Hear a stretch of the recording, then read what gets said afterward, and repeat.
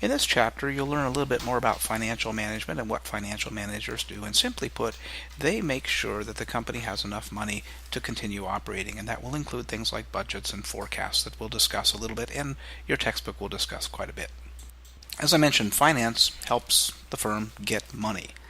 Once the money is acquired, they're going to manage it to make sure that it's spent properly.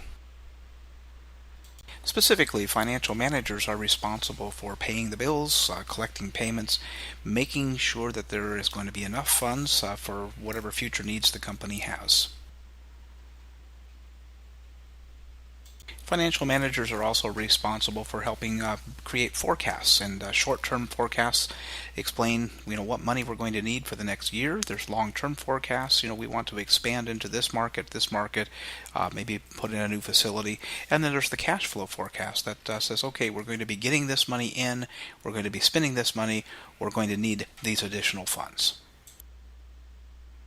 If a financial manager realizes that there are going to be some additional funds needed that are not going to come from operations or investing, then in that case there will be some financing. And equity financing means that they're selling stock.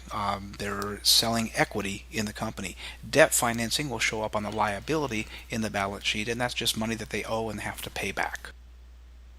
One very easy way that firms can improve their cash flow is with trade credit.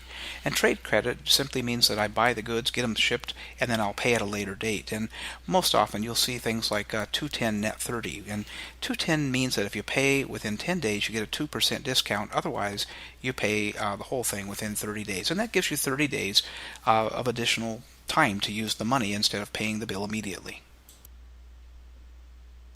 There's quite a bit of detail in this chapter about what finance is and what financial managers do and different ways that they can raise funds. So spend some time and work with it. And remember, keep track of that syllabus and be thinking about that business plan, because it's getting real close to being time to turn that in.